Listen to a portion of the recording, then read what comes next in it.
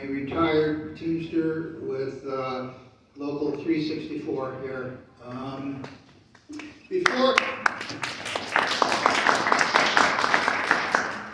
Before I make my presentation on the PRO Act, I want to read a statement today because this is going to be covered by one of the things I'm going to mention in my presentation. This is a statement by President Joe Biden today on the Kellogg collective bargaining negotiations.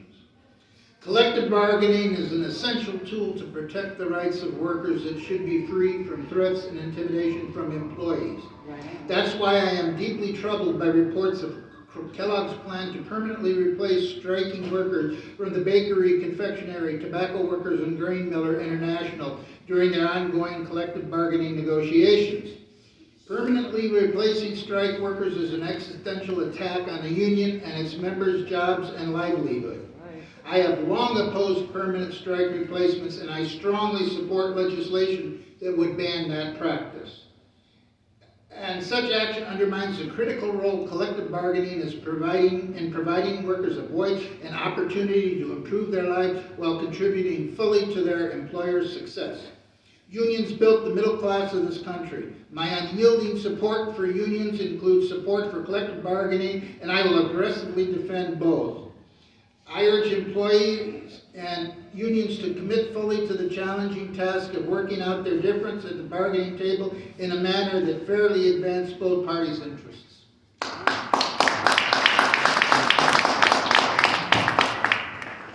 All right, I just wanted to give a little presentation on the Protecting the Right to Organize Act.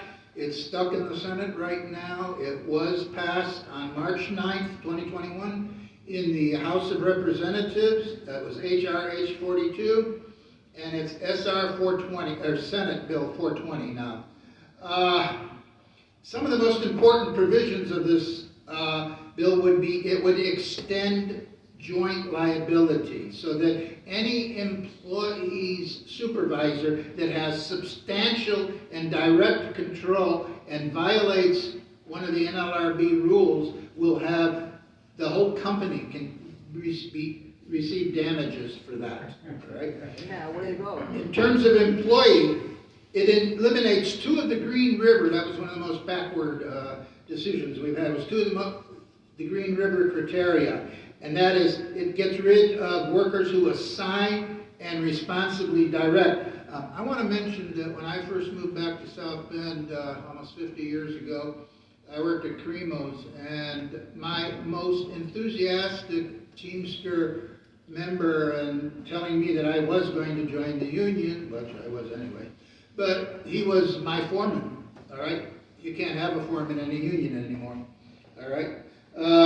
The supervisor must be full-time in their supervisory capacity, all right? They can't just be told that they're supervisor as a way to keep them out of the union. Also, they use the ABC rule. Now, there are a lot of independent contractors in like the information technology that have their own small businesses. This does not affect them. In fact, this rule was written to protect them as well as the workers who are unfortunately characterized as independent contractors, just as in the last election we had Uber drivers in California, all right? And they use the ABC criteria, all right? Is this person independent from the business for which they are working from? And that means, do they have their own business, okay? Do they have their own tax number? Are they incorporated? Something like that. This would protect real freelancers. Does the work the business do, is it work that the business does not usually do? All right, that's another criteria. And so as long as they are independent, then they are considered an employee and they are organizable. All right. They are changing election laws on the unions. All right.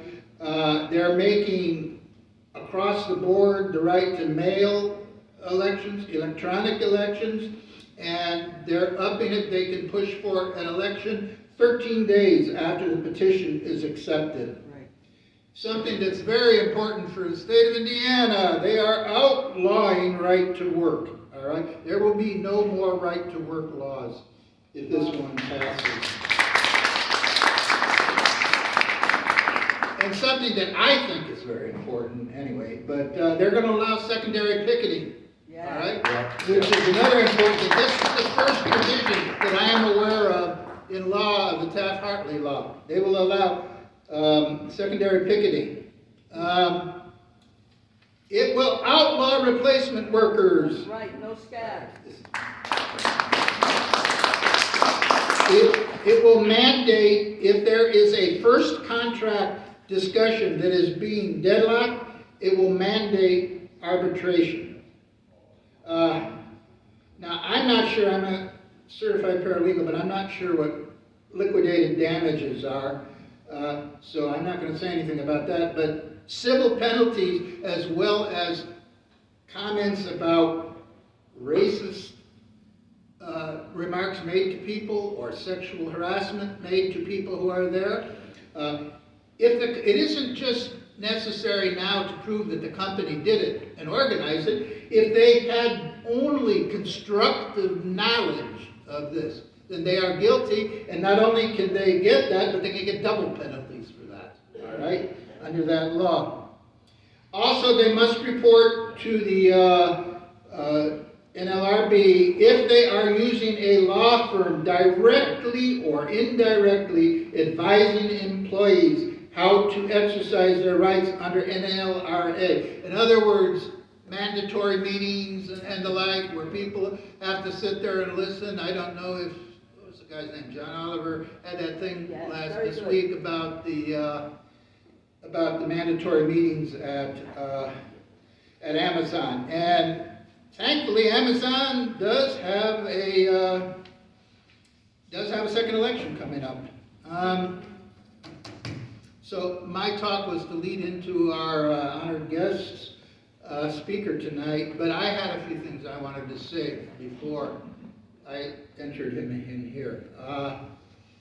And I'm not much of an orator here, but what I have to say, it riffs off of, if you've seen our signs, it's the Teamster signs, stop the war on workers. And I'm taking that literally, all right? We're in a war.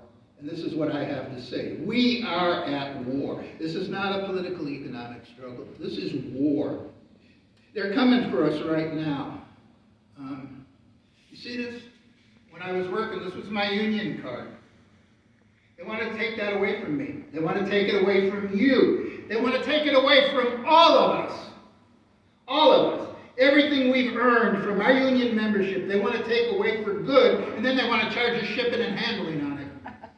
We aren't going to solve this problem with a clever meme, like prying our union cards from our cold dead hands. They want our unions, if not us, cold and dead anyway.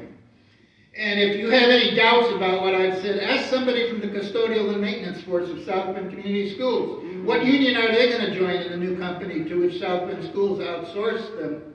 Now, Brother Dowell back there was able to save the union jobs of the people in the food service. I don't know what AFSCME is going to do or can do, so I won't comment on it. But I'm hoping, well, we all can hope that they have a better ending here. On their pensions, okay? Now, you ever heard that old joke, what's a four-letter word that ends in K, that what bosses do to workers? 401k? That's what their pensions are going to be replaced with. So there's only one tactic that's left to us in this situation, and that's unity. If one of us falls, we all stumble and we trip over each other. Workers understand this. They get this. That's why they helped the Nabisco strikers, and that's why they've been helping the Kelloggs strikers, despite an almost total media blackout on the strike at Big K. We, all workers, are tired of carrying the COVID economy on our backs. No more. I remember buying some cheap jewelry around 1985. It was really junk, okay? But all of the proceeds, every penny of them, went across to the British Miners' Strike Fund, all right? 4,000 miles away. Battle Creek's less than 120 miles from here. It's a hell of a lot closer to home in more ways than one. Right now, and I mean right now, we need central labor chapters and councils, sponsoring big mobilizations, traveling to and rallying at Battle Creek with our Kellogg sisters and brothers several times a month. Individual locals need to go up and strengthen the picket lines every week on a rotating basis from Chicago to Detroit and Toledo and then down to Indianapolis. Local 3G officials say that people have been dropping off plenty of food and water to the lines into the hall. What they really want is they're concerned about authorities may come after them on tax liability for money being donated to them. So they're suggesting buying gift cards and gas cards from Myers and Family Fare. In Michigan, both of these are unionized. In whatever denomination you can afford. Now here in South Bend, we only have the Myers store. And for you organizers out there, in Michigan, the Myers are all unionized. Hint, hint. For those of you in the community, don't be caught dead eating Kellogg's products, okay? I'm not supposed to use, they asked me not to use the word boycott, so I'm not using the word boycott, but I'm asking you don't use your stuff. Unions can't sponsor them, but we sure as heck can. So, spread that word. Let go of that ego, all right? Speak about the strike. Kellogg's policies at your churches, your clubs, and your student groups. A sign at the main gate of the picket sign up in Battle Creek says that the company's policies, which are 7 8-hour days, plus 8 hours mandatory overtime per week, and that mandatory overtime can be, all of it can be put on one day after one shift. Somebody can work for 16 hours and then have to show up at 7 o'clock the next morning to go to work. And they said that these policies are ruining lives, marriages, and sanity. This should be an immediate topic of concern to a congregation's social justice or family life committee. Student group members can write about this strike and its effects in student newspapers and, like Nanette, even in classes for credit where possible. Use the collective funds of your group to buy whole families gift cards. The strikers are only receiving $105 a week only. And don't be afraid to come along on a ride to the picket line, all right? You've probably driven further to a popular beach. So I'm not trying to scare you here, not too much anyway. But they really mean to take away decent living for us and our loved ones. Remember, when we help the strikers, it's the difference between their walking back into the plant and their crawling back into the plant, assuming they're taken back into the plant. If they walk back, the war isn't going to stop. It's not going to go away. It's still going to be here. But we will have won this battle, and all of us and our families will still be on our feet moving forward. With that, I'd like to introduce Mr. Donovan Williams. Brother Donovan Williams is our guest honored speaker tonight from the local 3G of the bakery, confectionery, tobacco, and grain mill workers. Right, thank you. It's both an honor and a pleasure to be here today. I am Donovan Williams. I'm here with local BCTGM, local 3G out of Battle Creek, Michigan. And again, it's an honor and a pleasure. Walter Ruther, Black Lake, the UAW Black Lake Retreat, we have all been fortunate enough, and you guys got the best group because all of us was fortunate enough to attend training at Black Lake.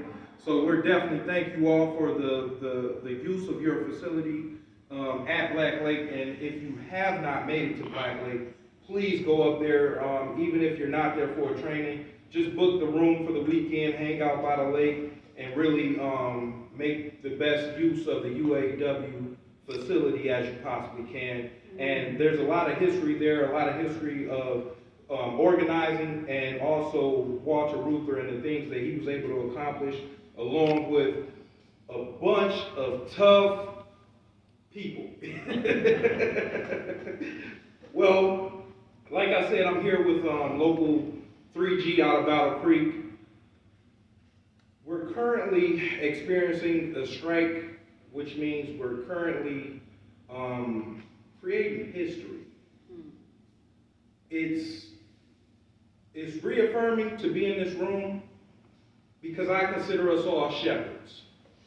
We're shepherds of the herds. And as shepherds, we train for a fight that we don't know if we'll have the opportunity to have. What I'm here telling you today is Battle Creek, Michigan is fortunate to be on strike. We're fortunate to have the opportunity to stand up and protect the herd. We are fortunate as shepherds to be in this position. Do we want to be in this position? No. We'd much rather be at work and doing our job. But when the duty calls, it's on our shoulders to fight that fight. Who's on strike? 1,400 employees, Battle Creek, Michigan, Lancaster, Pennsylvania, Memphis, Tennessee, and Omaha, Nebraska. 1,400 employees. Out of that 1,400, 30% are transitional employees. These are employees who by name were supposed to transition into a legacy wage. Legacy is what they're labeling us as now. They make less money, they have less benefits. They sacrifice 365 days a year away from their family. That's when we're scheduled. Like Lee said, you may come into work today after working 21 straight days, and we need to keep you over for 8 hours. You're 2 minutes away from clocking out. What do you do? What do you do with your kids? What do you do with your wife? What do you call your wife when you tell her because you had plans after work? Your son has a football game. Your daughter has a recital. What do? This is a weekly occurrence for some. Weekly occurrence. And at some locations, if you're the low man, it's every day for you. Now, how could I, as a shepherd, look at my brother and say, well, you work at Kelloggs, and this is just what we do. No, that's not what we do. While making less, while they're making less money, with less benefits. See, the sacrifices that I made and the workload that I'm willing to bear that workload for a certain set of benefits and not a dime less. Now, if I'm willing to stand on that, how could I, as a human, look over at my brother and say, making $10 less, paying more for your health insurance, not getting the same holiday pay and wages as me is okay? How can I reconcile that with myself? That's right. As a shepherd, if that's the case, if I would leave my brother out there, he might as well be in the rest of the herd. No, we're shepherds here. We fight. We're proud to fight. We fight with our chest out.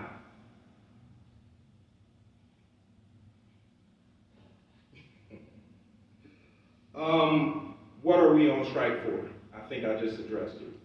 We're on strike to get rid of a two-tier wage system. Sunday, they came and presented us with the contract to vote on. The contract did not address any of the proposals that we proposed and the reasons why we initially went on strike. So the tentative agreement was overwhelmingly turned down. Bravo. I received a phone call, I received a text Tuesday morning informing me that it was overwhelmingly turned down. And I must say, a tear fell from my eyes. My brothers and sisters out there on that picket line, they have been strong. They have been resilient. We have stood outside in the rain, in the cold, mornings, nights, sitting alongside burn barrels, makeshift tents, makeshift shelter, to fight this fight and see it through. I don't regret a day of it. Yep. Not a day of it.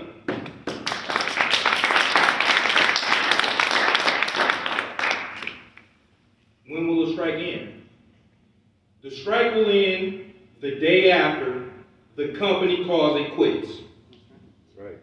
The strike will end the day after the company calls it quits, and not a day sooner.